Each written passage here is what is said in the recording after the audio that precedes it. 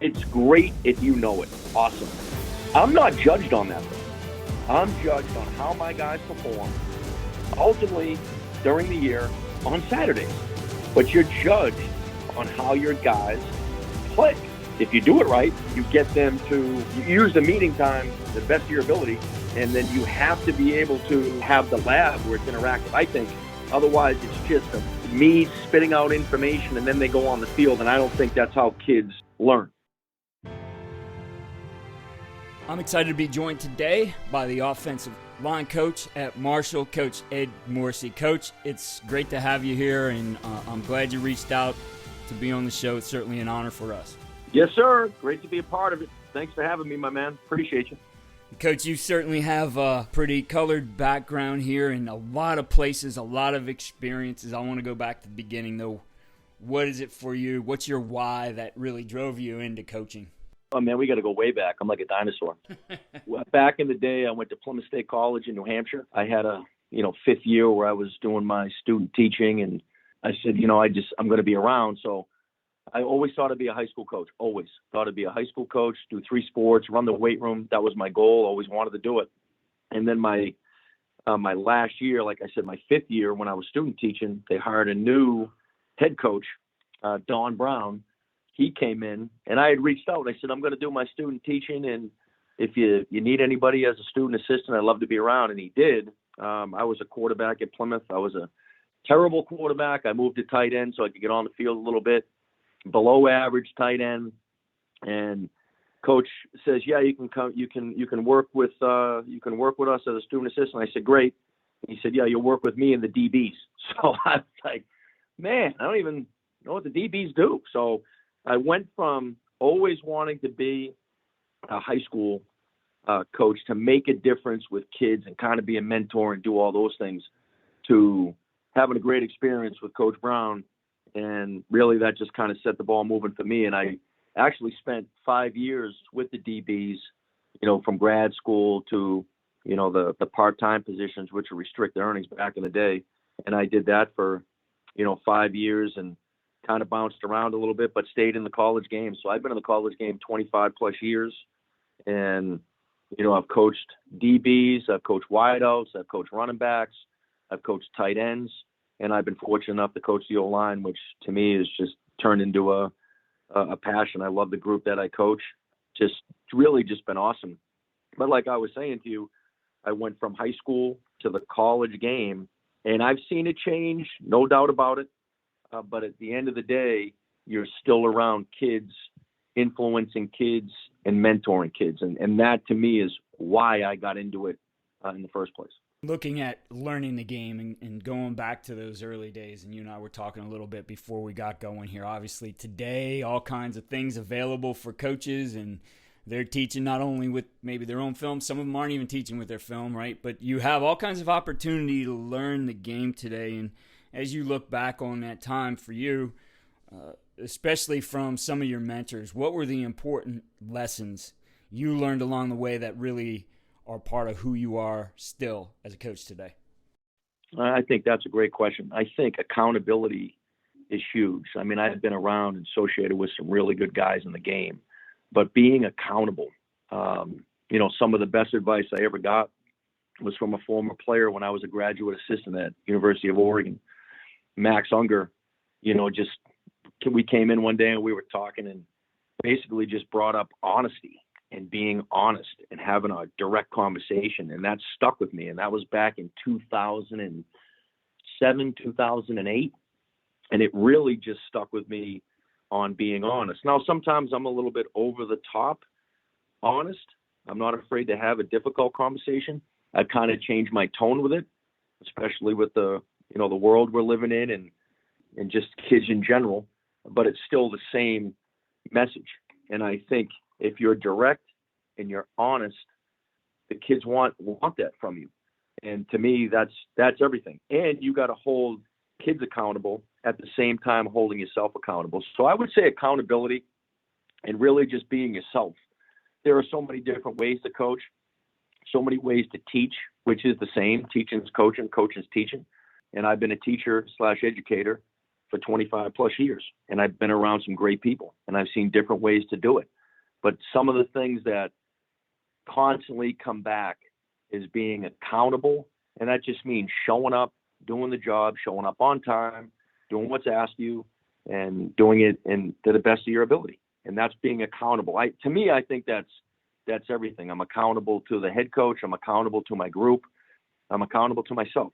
So that would probably be the biggest thing that I've taken from all the good ones I've been around. So that's really been a big part of my life and my career, is being, accountability. When you look at the game today and how people are learning, I was just having a conversation with Dan Carroll. He's the defensive coordinator for USFL Michigan Panthers, and we were talking about just how the game, was learned before, and he was relating some of the coaches, experienced coaches he's worked with in the past, and brought up Bob Davie as an example, and how coaches from that era were so detailed on the fundamentals. And today when you talk to them, maybe they don't know all the schemes, and certainly the game has become more complex in all the different things that we're doing now. But he'd say, geez, I would feel like in starting to talk to them that I knew more of the game than them. And then as they got going and they're bringing in the fundamentals and how things are actually coached, I realized, like, maybe it's me who doesn't know so much. I thought that was so important. And, we have certainly, I've met some guys who are whiteboard warriors and really know the game from the scheme side up and down. But, as Bob Wiley said on his podcast several times, it's like you got to get it from the chalkboard to the grass. So, looking at that and learning that part of the game, yes. One, how did you learn it? And two, what's your advice for coaches right now to be able to learn the game, that you can know the X's and O's, but really it's what's showing up under the lights? That's a great question. I think what you have to be able to do is communicate effectively. So you brought up a couple different points. There's a bunch of different ways to learn the game, and guys learn differently. Some guys are going to learn by you putting it in a playbook, you putting in some notes, and can learn that way. Some guys can learn it just by watching it on the video. But I think ultimately the guys, whether you learn it on the board or you learn it through the video, you then have to go through, and you already hit on it with the individual and the fundamentals, right? So how do you do that? You got to feel it. So what does that mean? All right, let's say we're working just nothing really crazy, but a typical combo, let's say a backside combo. Okay, how are you doing this? All right, here are my steps. Great. Maybe those steps aren't great for one guy, but they're great for the other. So have a couple different ways to do it, but get them in so they can fit in. They can feel it. It doesn't even have to be on the field. It can be right in your meeting room. To me, the meeting room is, okay, here's the playbook page. Here's, the diagram. All right. I do some stuff on the board, to be honest, but now with technology, I'm sitting here right now and I have a play pulled up in front of me, and I'm using my mouse as a telestrator. To me, it's so much faster. Like if I'm on the board, I got to draw up the formation, I got to draw up the defense, and then I draw up the blocking scheme. Good, I erase it. Now I got to put it back up. Or you have that, picture on the board. To me, I'm just so much faster with the telestrator. So let's go through the playbook page. Let's watch it on the video. Great. Everybody got it? Awesome. All right, now let's turn the O-line room into a lab. What's that mean? All right, so you've seen it. We've talked about it. Now let's get up so we can go through. And I just want you to fit in. I show you how to do it and then different ways to do it. Meaning one guy may get into a double team a certain way. Another guy may get into it a different way. Another guy may have an idea. And at the end of the day, it really doesn't matter as long as the block or the technique is executed. But it's like you already hit on, so many guys are great on the board. I've sat with some guys that are great on the board, and then I watch their practice, and I'm like, wow, well, that practice was terrible. There was no fundamentals. I don't think they're a great teacher. And you may know everything, but how do you get that across to your guys? How do you get them to perform at a high level? And it all comes back to being confident. They may know it mentally. Now they got to know it physically, and things change. So I just gave you the example of a double team. All right, that's double team against a stationary guy. Now let's say when he moves or he goes that way or he's not there and another guy's that, you know what I mean? So you got to have that, like, it's got to be fast. It's got to be ingrained. It's got to be second nature. In order to do that You have to be able to see it, and then you have to be able to not just walk through it, you got to feel it. Every technique, whether it's a backside combo, whatever that is, that was just one example. It can be a pull, it can be a base block, it can be a pass set. All those things are great. You got to feel it, in my opinion. Yeah, that's an important point there, and that's also difficult, right? Yeah, I had a friend who incredibly smart in the game and learning the game, but never had coached before, and really couldn't understand teaching how to get the feel. I'd always tell him, like, you got to quit thinking with your lawyer brain and think with a phys ed teacher, be a gym teacher, right? So that feel part, right, and being able to be descriptive in those ways and getting guys to feel, it's important. What kinds of things do you do in that regard to help your players get that feel? Oh, it's just repetition, and it's doing it. So, for example, let's say on that double team, I'm the inside guy. How am I fitting in? All right, am I going to use a front flipper, a side flipper, a hand, a long arm? What am I doing? All right, let's try them. You go ahead and fit in. How would you fit in? And then I have them do it. All right, listen, well, this doesn't look good. Why? And then we kind of go through, but you're fitting it in so you can have those conversations in your meeting, and you're really breaking it down. So you've shown the why you need this combo. This is just an example talking about the combo piece, but you've shown why you need to do it, or here's why we're doing it. And then this is how we're going to get to it. And then this is really what it should look like. But before it looks like that, you got to feel it. So I think it's just repetition, and we'll get up in the room all the time. So, for example, I'll go another direction. We're putting in protection, 6-man protection. I'm talking to a tackle on a set. All right, here's a wide 5, here's a tight 5, and here's our sets. Here's a different way to do it. All right, get up and go stand up in the room.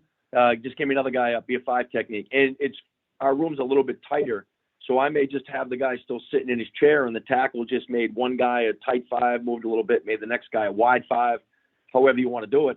And he's just walking through the set so he gets an idea where he's supposed to be visually, and then he can feel it. Okay, now the guy's on you. Here's the punch we're going to use. Is it a one hand? Is it 2-hand? How are we working this?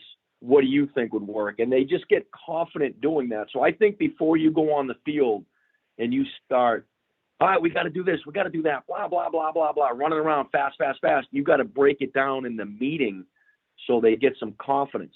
Then go on the field and you try it. And then when it doesn't look great initially, you bring it in and you're back to the film. And then to me, I stop all the time in the meeting and get a guy up and demo, just call a different guy out all the time. So they're getting used to being up in front of the room.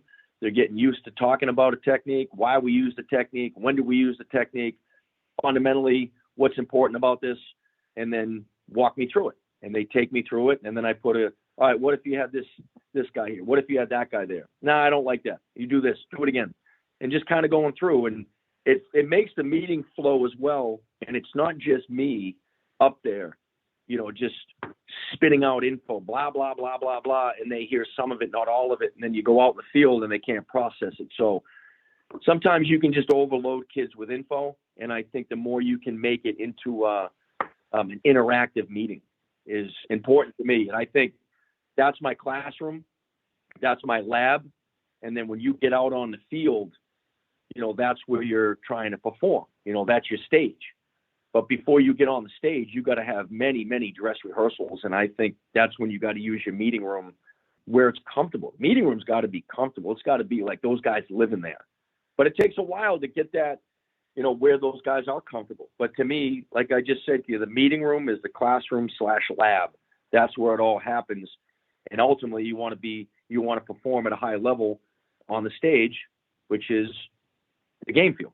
I couldn't agree with you more, and I love that idea of looking at the classroom as a lab. And it got me thinking of a clinic I gave years ago, and part of it was just how to use some technology and coaching, and I gave some visions I had of how you would set up rooms and stuff. And one of the things was setting up the room actually with space to be able to do those things. I mean, you don't need a ton of space for any position, right? To be able to get a receiver, as an example, to stick his foot in the ground and feel exactly what that's going to be, the angle of what your foot is going to be on when you make that cut or whatever it might be, right? And working those into, like you said, making it interactive, I think is really maximizing the use of time and getting those guys, as we started this, how do you get them to feel it, right? So, yes. I mean, it's cool. You go into these new facilities and every meeting room looks like a theater. I mean, they look great.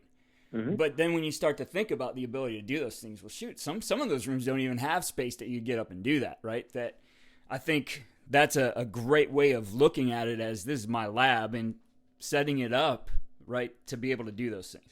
It's funny you bring that up because there's always a spot to do it. So what does that mean? All right, my meeting room, I have a really nice meeting room, but I don't have a lot of space up front, but I have enough. If I wanted to do something with the whole group, I say, hey, we're just going on a field trip. We walk right out the door. The field's right there. And I walk out to the field and we go on a little field trip and then we go back in. Or you could always go in the locker room. There's always a space. It may not be ideal, but it's enough where the kid, and you're getting them out of their chairs, taking a quick little break, getting them dialed in again so they're focusing. I just find that it's great if you know it. Awesome. I'm not judged on that, though. I'm judged on how my guys perform ultimately during the year on Saturdays. And at the end of the year, you have a conversation with the head coach. Coach Huff brings you in and tells you, blah, blah, blah, here's what you do, strengths, weaknesses, all that stuff, and you have those conversations. But you're judged on how your guys play. And if you do it right, you get them to use the meeting time to the best of your ability, and then you have to be able to have the lab where it's interactive. I think otherwise it's just me spitting out information and then they go on the field, and I don't think that's how kids learn at any level. You mentioned a little bit being evaluated as the coach. Let's talk a little bit about how you evaluate your players. So you are doing that work with them, you're teaching them, you're getting them to feel it, etc. And ultimately, as you said, you're going to put them on the stage, right? And that's where you're going to evaluate how does this all work out and where do we need to go from here. So what's your methods for doing that? How do you like to evaluate them, whether that's practice or the game, and maybe the differences between the two for you? I think when you're looking at practice, we go through and we watch everything together. So we watch practice and we watch the game together. And then I can come in and I can kind of, go through and watch, with through a different lens. When you're watching it initially as a staff, I'll jot down a couple notes, but then I go back and I'm like, all right, let's look at this. Where are we good? Where are we bad? I think ultimately when you're evaluating a player, from a skill set, I want to have a guy with some twitch. Got to be athletic. You got to be able to move, all that stuff, right? So when I'm looking at it, I'm like, okay, how are you moving? Are you in the blocks quick? Are you fluid? Are you twitched up? Do you have some quickness? I'm evaluating that. How fast are you getting on your blocks? I don't mean evaluating a high school kid. I'm just talking about my own guys. Getting on blocks, whether it's first level, second level, out in space, how fast are you moving? So twitch, that's quickness. Just how are you moving? How's your body move? And then secondly, mentality. Are you getting on your block? Are you finishing your block? I get it. We don't have pads on, just a helmet. All right, are you on the block? Are you sustaining the block? Are you finishing? Are you running your feet? Which comes down to two things for me, twitch/mentality. And I do the same when I do evaluate kids too, which we can get to, but twitch can be quickness. It's really how you move your body. Is it moving quickly? And mentality trumps everything. How do you finish? Do you play with great mentality, pad level, leverage, strain, finish, all those things that coaches use? I just try to say in the room, hey, we got to move it a little bit more twitch, and you got to finish better. Our mentality's got to improve. So those two things for me are at the forefront. Well, let's go ahead and talk about that evaluation then, right? As you're looking at those guys who you're going to bring in, yeah. What's the evaluation you use there? Well, let's say now I'm looking at a high school prospect, right, or a transfer, or whatever. I'm just looking at a prospect. What do you look for?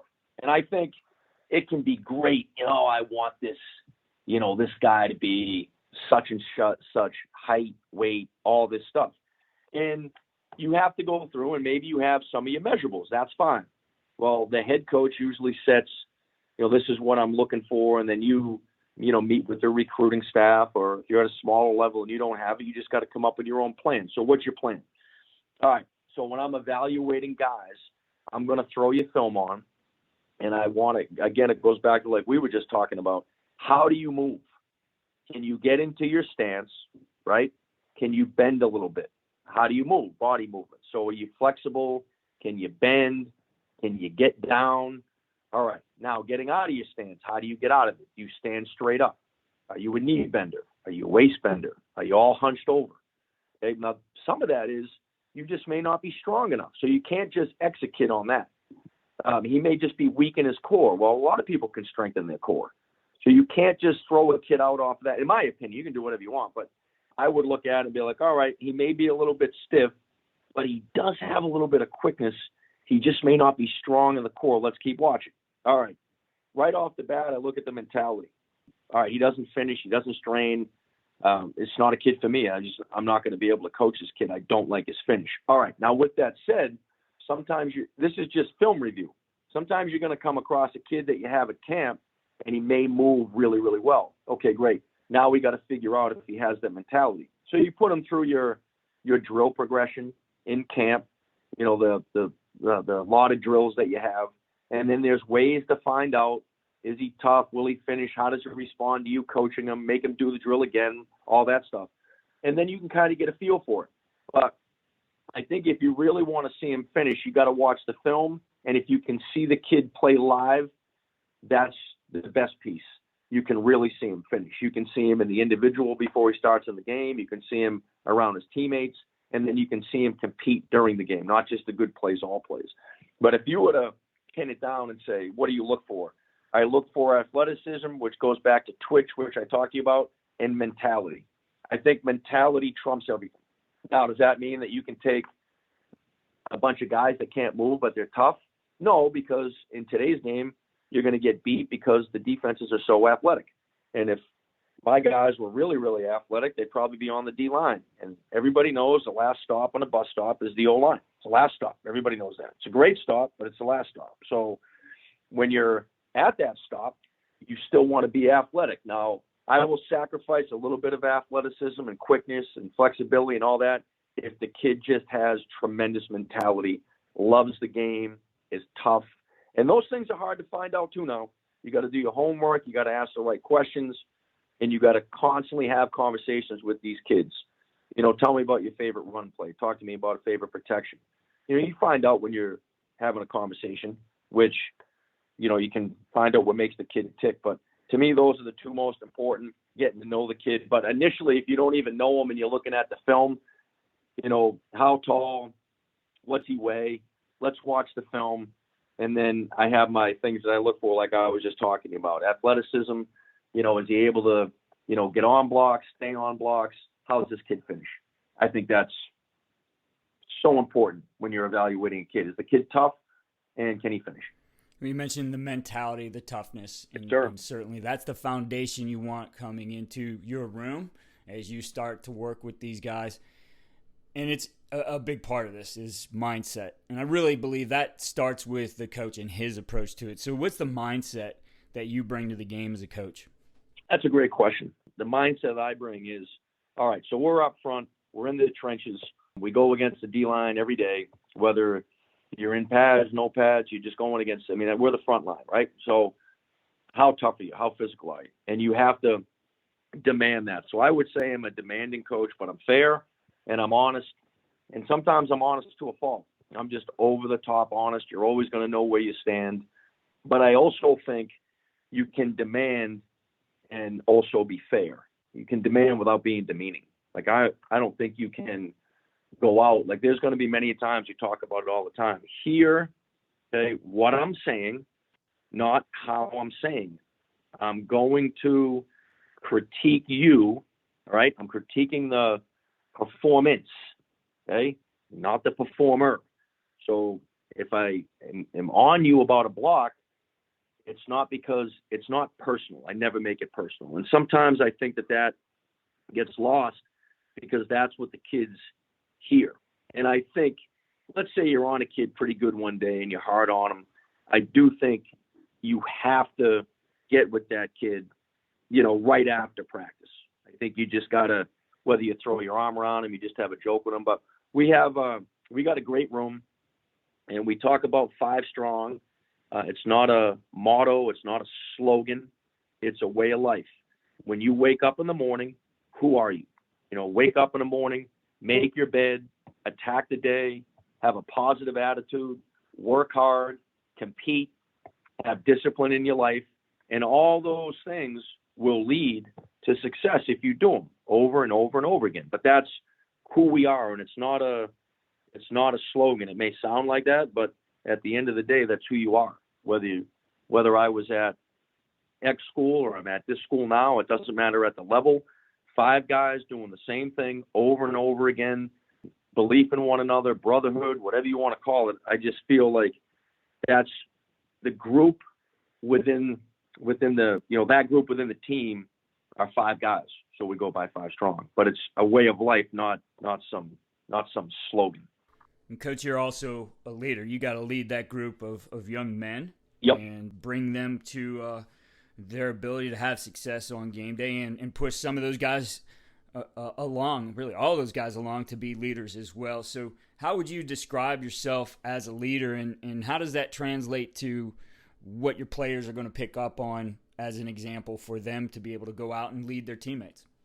That's interesting, because I've never really put a lot of thought into that. I just thought of myself as being a teacher in the classroom, but a teacher is a leader. So I think you got to lead these guys in a positive way. Now, my message is not always going to be positive. Sometimes you have a bad day and sometimes your emotions get the best of you. But I think when you're in your room, you have to get through to these guys that, listen, football is tough.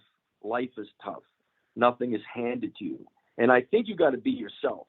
So for me, I'm just honest. And I have conversations with these guys where I throw everything out there. I don't hide anything. I'm not lying. This is where we're at. This is where I think you're at. I say it in front of the whole room because, again, it's 5 guys playing at the same time. So we talk about that. Yeah, if this kid's got something going on in his life, he's got to be able to stop into your office and have that conversation. So it's a fine line. And, I talk to my guys too. Sometimes it's hard. A kid wants to be a leader, but he may not be, one of your better players. Maybe he's not playing a lot. Maybe he's injured.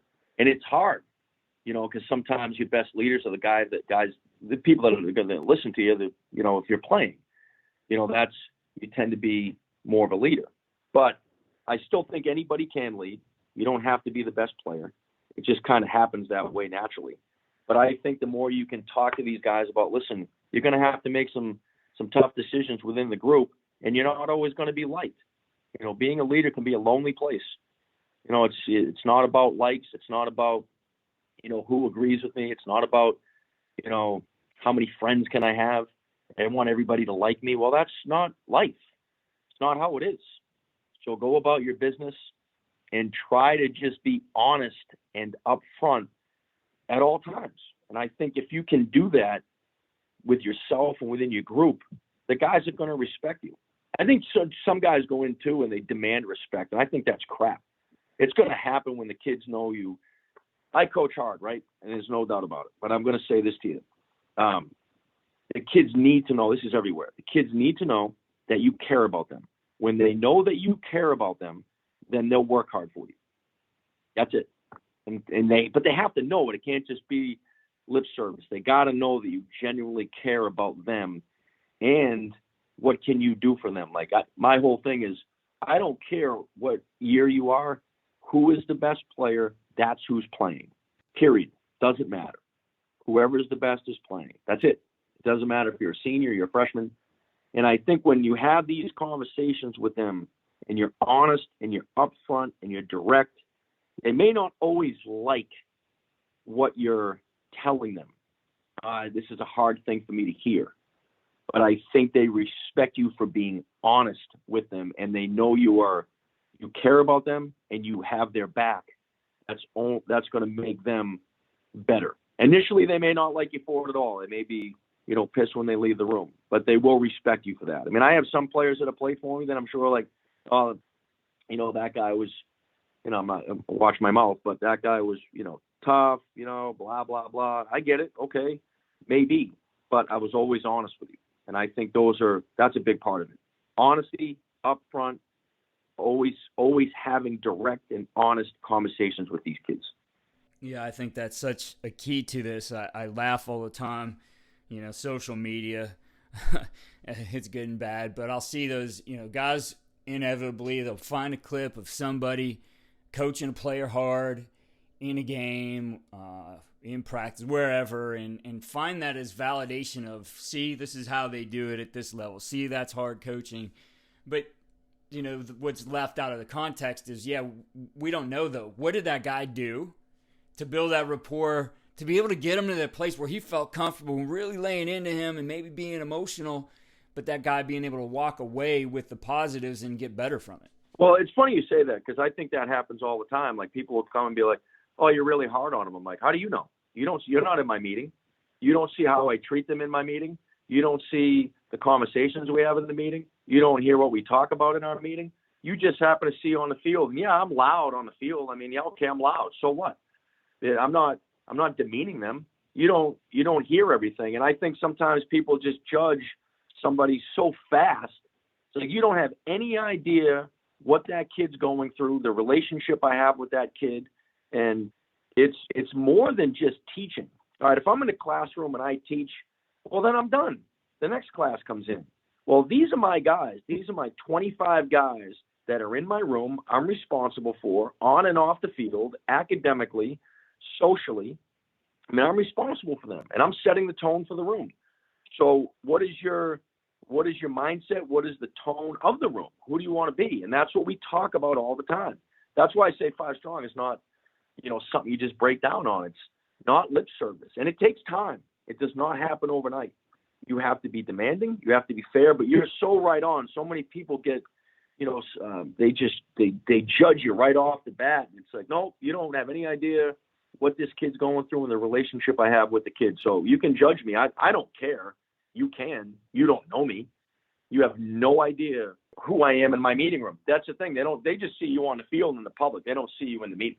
Well, let's take it out of the meeting room, Coach, and talk a little bit more of on the field and an approach to starting, with individual, right? Huge time for offensive line coaches, can never get enough individual, are always asking for more individual and finding creative ways to get it in practice when something else is going on. So I have a lot of respect for offensive line coaches in that regard, because the fundamentals are so important. For you, when you look at the individual period, and even let's start with the drills, what makes a good drill, and how does that drill get into your individual period that it is good enough for you to spend that time on, because time is so valuable? So you got to look at what you're doing. So like in preseason camp, what are you putting in? So install day one. Here are the runs. Here are the protections. All right, so you're going to have certain blocks. You're going to have certain sets in the pass pro. You got to work those. How do you work them? So I have a set of everyday drills, run and pass. And not just, all right, we're going to do this combo, this single, this double, this triple, we're going to do all this. No, I think those are important, and we are going to do those, no doubt. But within a combo, I'm going to be covered or uncovered in the zone. So let's work a covered. Okay. When I'm uncovered, someone's going to end up on a second level. So what am I saying? If you put on a play, whether it's an individual block or it's a combo, somebody's going to block a first-level defender. Somebody's going to block a second-level defender. So how do you work that? Indie blocks would be one-on-one. Second-level fits would be up on a linebacker. And then breaking it down in your double teams. So one guy's going to be setting the double team. The other guy's going to be fitting into it. And then how do you get into that? So we'll break it down even further. We're going to crowd with an inside guy. I'm going to fit with the second guy. But everyday drills that you do. So we'll have some sort of board drill every day, whether it's speed boards or it's with a defender. We'll have indie blocks every day, whether it's inside zone, outside zone. And then we have a second level fit on a linebacker, whether it's straight ahead, whether it's a two command, whether it's angle. You kind of just switch it around a little bit. But I think you've got to have a set of drills. Let's just say 5. You got 5 everyday drills in run, 5 everyday drills in pass, and then how are you going to fit them in there? So for us, let's say I start with an 8-minute period. I'm going to have some run stuff, some movement stuff. Then the second phase would be like, all right, let's do some sets. Let's do some punch stuff. Now, maybe I just want to spend the first, let's say I get 18 minutes. I'm going to spend the first 18 minutes doing all run, warm-up stuff into some run. And then when I get my special teams period, I'll add in some of my pass stuff, how am I setting, my punches, how we work in twist, all that stuff. But I do think you got to have a set of everyday drills that you're using and then just keeping track of them. So we get the one practice a day in college, but we also get a walkthrough. So when you go through the walkthrough, what are you doing? All right, we're going to get everybody in grids, and we're going to work through our stances. We're going to work a couple steps, but you can really slow it down and break it down. All right, let's do the same thing. Let's stay in the grids, and let's work pass protections. Let's work sets.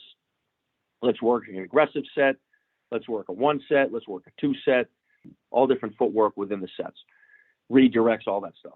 But then you take that, you go to practice, and they've already done it slow, and now you can speed it up. So I used to use individual as like conditioning, let's get in shape, all that. We practice so fast here, and we two-spot stuff, which means 1s, 3s on one field, 2s fields on the same field, just split in half. So you're getting, like, let's say you get 20 team reps. Well, the other group's getting 20. So they're getting their conditioning. It's not like one group's in and then the other group's watching. You know what I mean? So the way we would do it is you're getting so many reps anyway in practice. So you're getting the condition. So I don't need to completely gas you in individual, which was how I used to do it when we weren't two-spot. And when you two-spot, it's like breaking your group in half. So I get 10 guys here, 10 guys on the other end. And then when you lose a couple guys, it's like, all right, well, now I'm down to 14. I'm 7-7. You know, you really thin it out. So you try not to just completely gas them, but you can still use it in that way a little bit. But I think you can slow it down in the morning walkthroughs, and then in the afternoon, whenever you're practicing, bring it together and just do the same thing so they're used to those drills. I like keeping drills consistent because when you put the film on, you bring it back to the drill. What does that mean? All right, hey, we're running inside zone to the right. What's the right tackle got? Oh, yeah, that's an Indy block. Great. What about the guard? Indy block. What about the center? Oh, that's a second level fit. What about the backside? Oh, he's crowdering. Great. What about the backside tackle? Oh, he's fitting in. And they just see why you're doing the drill instead of just saying, hey, I got this awesome drill. Why are we doing the drill? What's the purpose of it? How's it going to make me better? They always want to know why. Hey, coach, why are we doing this drill? Great. Glad you asked. Let's put it on. Hey, we're running a gap scheme. You're pulling and you're trapping the end man on the line of scrimmage. Okay. In the drill we did earlier, I had them go up the field, so you kicked them out. I had them wrong arm you, so you turned it into, running around, and we turned it into a log, basically. So when do we use that? You show them the film. I think when they see that from the meeting to the field to then watching the film with them after they've done it, they see it, they trust you, they trust how you teach, and they know you're trying to make them better. I think too many times, to be honest, so many guys will be like, all right, we're going to do this drill and that drill and that drill. Okay, why are you doing it? Great, awesome. I don't see it correlate to what you're running. You know what I mean? Like, if you're going to have a guy perform an individual block, meaning a guard or a tackle or a center, whatever, blocking a guy head up on him, outside, whatever, then you should do that every day.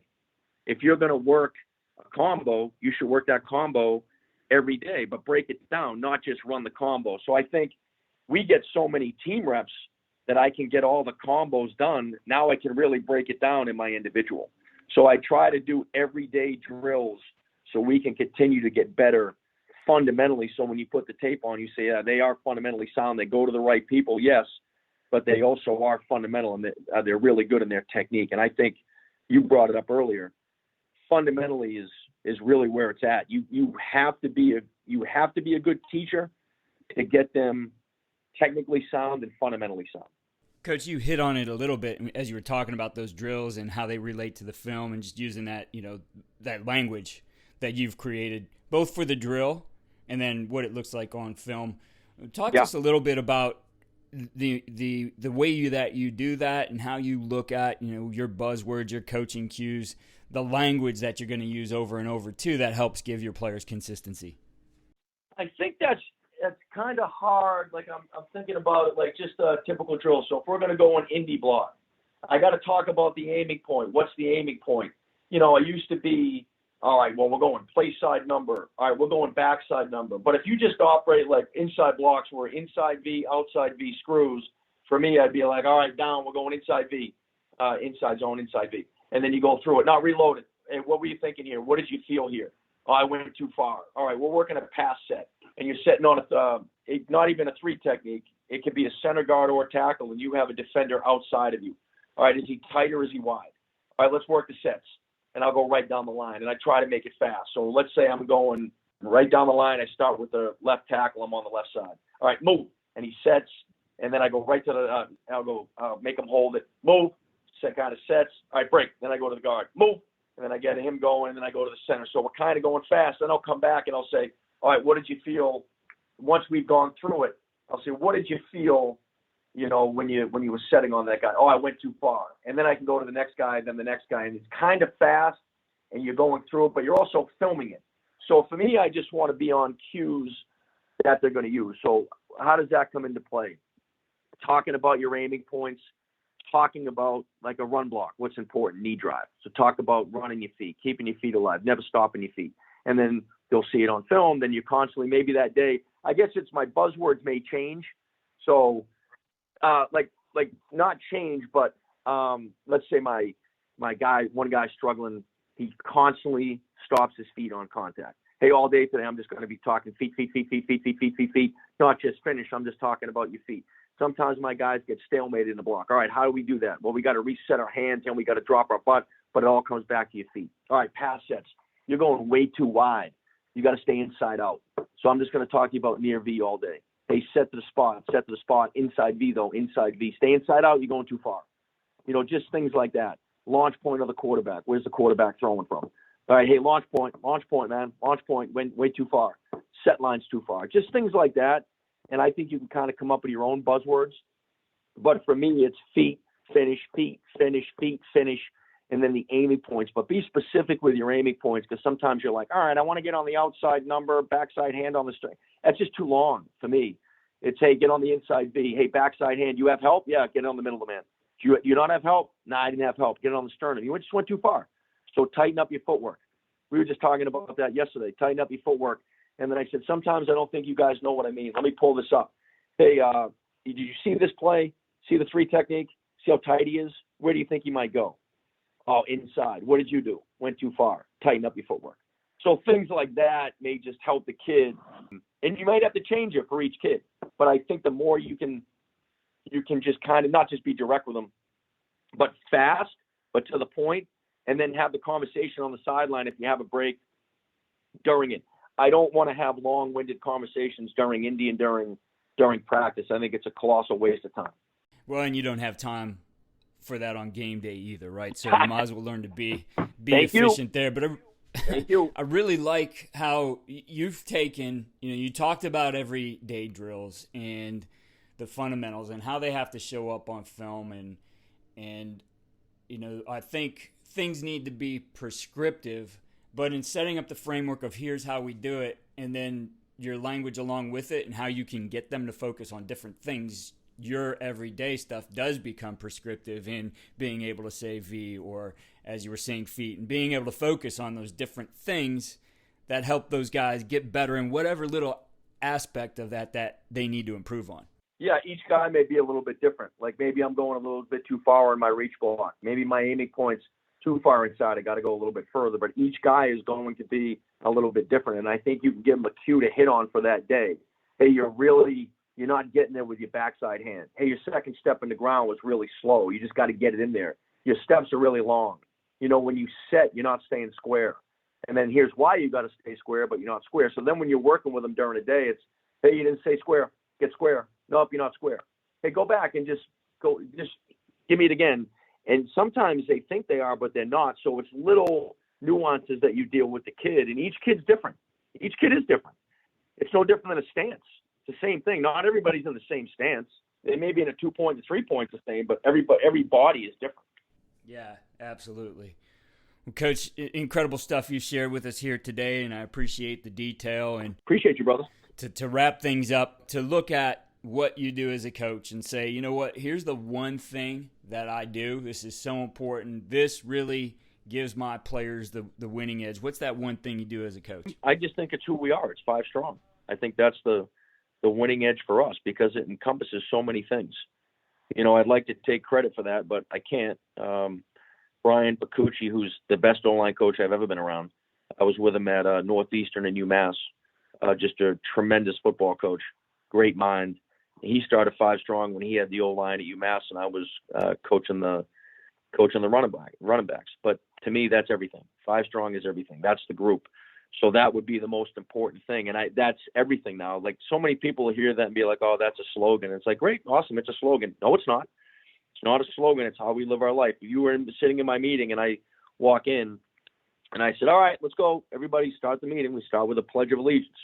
And then we just go from there. Whether that's right, wrong, or indifferent, people may not like it. I don't really care. Living in the United States, I'm not making this political by any means, but that's just who we are as 5 strong. We start it, we get up, we pledge. I started it back when we were doing Zooms, and I was like, all right, we got to have a little fun with this, and it just kind of stuck. So we took that from like an elementary school that was doing it one day, and I said, this is awesome. So we do that, and then we just have like a quick thought of the day. And there's times like a guy, I know it's maybe long-winded at the end, but a guy will walk in my room with a sourpuss, and I'm like, get out of the room, get out, close the door. I make him close the door, and then I open it. We all start cheering for him. He comes in. I'm like, there you go, positive attitude, good, sit down, let's have a great day today. And it's a mindset. It's how you live your life.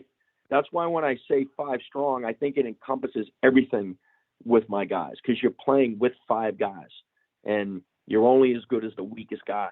And the train never stops. We talk about it every day. It never stops. Not for me, not for Coach Huff, for nobody. It moves. If one of us aren't here, if you're not here, I'm not here, he's gone. You can sit there and cry about it all you want. It doesn't matter. On Saturday, somebody has to play.